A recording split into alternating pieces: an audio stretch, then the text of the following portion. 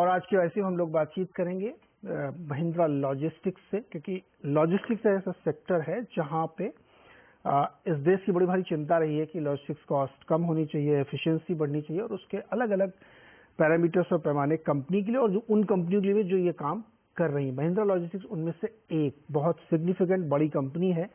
B2B इनका खास तौर पर रहा, उसके बाद फिर एक्सप्रेस जैसी सर्विस भी शुरू की है, लास्ट माइल डिलीवरी शुरू की है और बहुत सारे सेक्टर्स में उन्होंने काम किया है। और ये अभी एक तरीके से कह सकते हैं कि ये सेक्टर ग्रोइंग फेज में है। FY25 के लिए कंपनी क्या प्लान्स लेके चल रही है और क्या नए ट्रिगर्स होंगे ग्रोथ के, इन्वेस्टर्स ये जानना चाहते हैं। Managing director CEO Ram Praveen Swaminathan ji हमारे साथ हैं। स्वामीनाथन सर, बहुत बहुत शुक्रिया CNBC आवाज के साथ जुड़ने के लिए और हमें समझाने के लिए। इस समय चल क्या रहा है, तो थोड़ा सा मुझे ये पहले तो एक बेसिक प्रीमाइस बताइए कि जो लॉजिस्टिक्स है हमारी, जो बहुत सारी आपकी कंपनी के अलावा जो कंपनी उनकी लॉजिस्टिक्स कॉस्ट बहुत ज्यादा है, 12-14% तक है। यूनिटरी में जाएंगे तो 3 गुना तक ई कॉमर्स वाली कंपनियां पे करती है, लेकिन इन जनरल हम लोग लेके चलते हैं। तो आप उनकी हेल्प कैसे कर रहे हैं कि उनकी लॉजिस्टिक्स कॉस्ट कम से कम हो?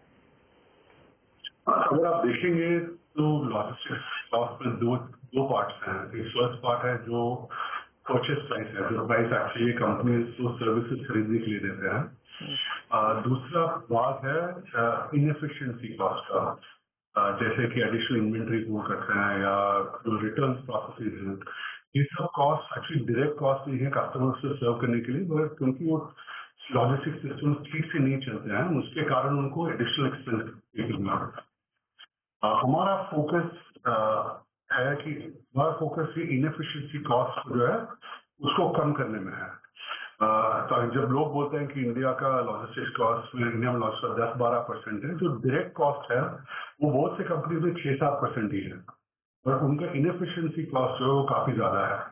तो हमारा मानना है कि अगर हम टेक्नोलॉजी और सर्विसेज को इंटीग्रेट करके हम ये इनएफिशिएंसी को कम कर सकते हैं, और उसके लिए उस पर हमारा फोकस है। और इसलिए हमने पिछले 3-4 साल में हमने beyond additional full truck load और वेयर हाउसिंग से एक्सपैंड करके हमने एक्सप्रेस, इंटरनेशनल लॉजिस्टिक्स और लास्ट माइल डिलीवरी भी ऐड किया है हमारे पोर्टफोलियो में, क्योंकि इस तरह से हम इनको इंटीग्रेट करके वो इनएफिशिएंसी को निकाल सकते हैं। अगर वो निकाल सकते हैं तो ऐसे हमने प्रूव किया कि काफी कस्टमर्स के केस में हम 15 से 20% रिडक्शन कर सकते हैं उनके लॉजिस्टिक्स कॉस्ट में, integrating this and optimising those services. Swaminathan sir, अभी जो आपकी एक्सप्रेस सर्विस है, मुझे उसके बारे में जानना है और उसमें अभी भी जो है लॉस है, रीजन बताइए। तो ये बिजनेस जो है हमने पिछले साल लगभग 1 साल या 1.5 साल पहले हमने हमारा एक्सप्रेस बिजनेस हमने रिविगो नाम की कंपनी से उनका 8 ट्रक लोड एक्सप्रेस बिजनेस खरीदा था। इसका फोकस था क्योंकि हमारा ये एक्विजिशन के साथ कनेक्टिविटी बहुत बढ़ गया है। 19,000 से ज्यादा पिन कोड जो हैं जो हम सर्व करते हैं अभी, और अक्रॉस इंडिया देश के अलग अलग कोनों में हमारे पास लगभग 250 तक ब्रांच और टर्मिनल्स और प्रोसेसिंग सेंटर्स हैं। तो ये एक्सपेंशन काफी बड़ा रहा है हमारे लिए इन टर्म्स ऑफ हमारे रीच के, अगर हम हमारे रीच के बारे में सोचेंगे तो पिछले 1.5 साल में हम इसको ऑप्टिमाइज करने में जुड़े हुए हैं। हमारा फर्स्ट टारगेट ऑब्वियसली इसकी जो बर्न है, जो लॉसेस है उसको कम करने में, और उसके बाद हम एक ग्रोथ फेज में जाएंगे। तो और 2-3 क्वार्टर हैं जहां पे हमारा बर्न रहेगा। पिछले क्वार्टर हमारा EBITDA लॉस जो है ये बिजनेस में 10% कम हुआ। ये अगले 2-3 क्वार्टर में हमारी आशा है और प्लान है कि ये EBITDA ब्रेक इवन तक लेके जाएंगे। तो बाय सितंबर एंड तक हमको ये बिजनेस में पूरा EBITDA ब्रेक इवन रीच करना है। उसके बाद हम एक ग्रोथ फेज पे जाएंगे जहाँ पे हमारा फोकस रहेगा कि वॉल्यूम ग्रोथ कैसे करें ये बिजनेस का, और फिर ये जो सिनर्जी जो है, जो हमारे पास मल्टीपल सर्विस लाइन्स हैं, उसको लेके हम कैसे कस्टमर्स के लिए एडिशनल वैल्यू ऐड कर सकते हैं, और उसमें सेकेंड फेज ऑफ ग्रोथ है।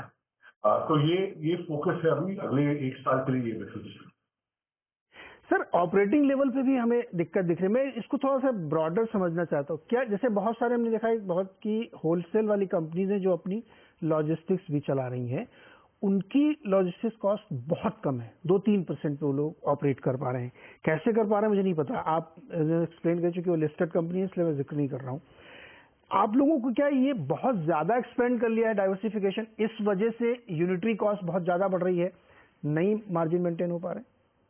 नहीं, ऐसे नहीं है। हर बिजनेस जो है अलग स्टेज में है।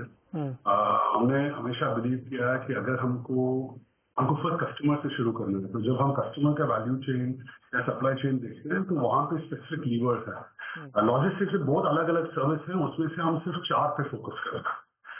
जैसे पोर्ट हैंडलिंग है, रेलवे कंटेनर्स हैं, सो ऐसे बहुत से अलग अलग सर्विस है। हम लोग वो सब नहीं कर रहे हैं, हम स्पेसिफिकली जो 4 सर्विसेज में कॉन्सेंट्रेट कर रहे हैं, उसमें हमें लगता है कि ये कस्टमर का जो ऑप्टिमाइजेशन का वैल्यू है वो सबसे ज्यादा है।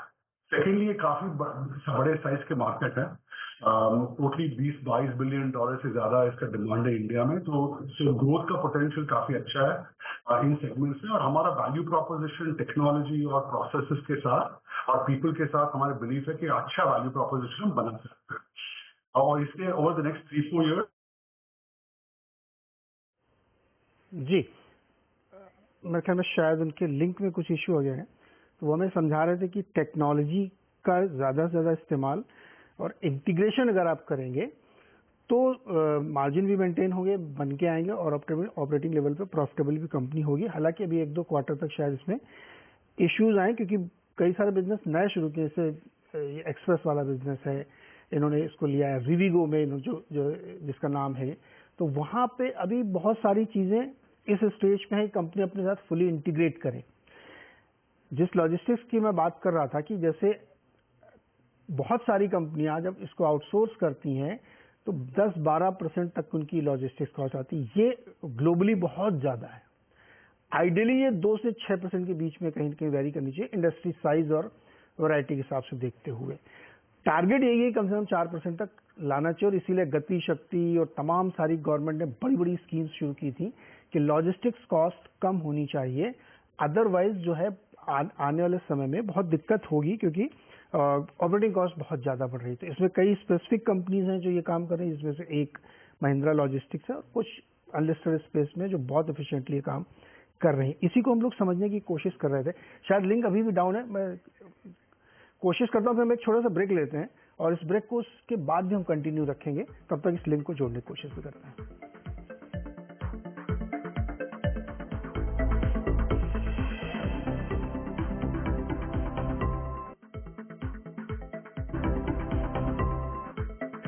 स्वागत है एक बार फिर से आपका। और हमारा राम प्रवीण जी से कनेक्शन टूट गया था, लेकिन फिर से जुड़ गए, फोन पे जुड़े। प्रवीण सर, एक छोटा सवाल आपसे ये भी था कि मुझे एक समझाइएगा, जो आपका ई कॉमर्स बिजनेस है वो कैसा कामकाज कर रहा है? आप ई कॉमर्स के बारे में पूछ रहे हैं? जी जी, ई कॉमर्स वाला। हाँ, तो ई कॉमर्स आई थिंक ये क्वार्टर वॉल्यूम्स, जो ओवरऑल आई थिंक वॉल्यूम्स का इम्प्रूवमेंट हुआ है। We are seeing positive traction हो रहा है, और स्पेसिफिक कैटेगरीज जैसे ग्रोसरी में है या हाइपर लोकल में, आई थिंक ग्रोथ इज अच्छा है, स्ट्रांग है। हमने ये क्वार्टर में ईस्ट इंडिया, वेस्ट बंगाल में भी हमारा एक नया फुलफिलमेंट सेंटर लॉन्च किया, primarily focused on grocery fulfilment centre और लास्ट माइल डिलीवरी हमने शुरू किया। अभी हम नया ग्रोसरी के लिए नया एक्सपेंशन अगरतला में कर रहे हैं, जो सितंबर तक रेडी हो जाएगा। तो वो कुछ एरियाज में अच्छा ग्रोथ है। ओवरऑल वॉल्यूम्स फर्म हो गया है। पिछले 9 महीने में जो ई कॉमर्स में हुआ था कि उन्होंने हमारे कस्टमर से काफी अपना कैपेसिटी कंसोलिडेट किया था, क्योंकि उन्होंने काफी एक्सपेंशन किया था। वो दौर अभी खत्म हो गया है। तो हमारा बिलीफ है, हमारा मानना है कि अगले साल में हम वापस ई कॉमर्स में अच्छा ग्रोथ देखेंगे। ओके, जो वेयर हाउसिंग का बिजनेस, उसका यूटिलाइजेशन करंट कितना है अभी हमारे पास लगभग 21 मिलियन स्क्वायर फीट जो कस्टमर्स के लिए हम चलाते हैं, वो वेयर हाउसिंग टोटली है। उसमें लगभग 95-96% यूटिलाइजेशन है। 96%, that's really good, that's good. Praveen sir, बहुत शुक्रिया जुड़ने के लिए हमारे साथ। हम लोग किसी से डिटेल में बात करें, क्योंकि नेटवर्क टूट गया था तो एक सिलसिला भी टूट जाता है। Sorry for that. नहीं, कोई प्रॉब्लम नहीं सर। हम लोग नेक्स्ट टाइम फिर किसी दिन जुड़ते हैं तो हम लोग डिटेल में बातचीत करें। बहुत बहुत शुक्रिया हमारे साथ जुड़ने के लिए। Thank you. तो ये था महिंद्रा लॉजिस्टिक्स, जो हम लोग ये बिजनेस समझने की कोशिश करें। काफी हद तक बातचीत हुई है, लेकिन डिटेल में फिर किसी दिन बातचीत करेंगे। और मार्केट इस समय बिल्कुल फ्लैट कारोबार कर रहा है, जैसा हम लोगों ने आधे घंटे पहले शुरू किया था, लगभग उसी स्तर पे मार्केट बना हुआ है, और थोड़ा सा वॉल्यूम भी कम है, ठंडा कारोबार है। तो देखते कैसे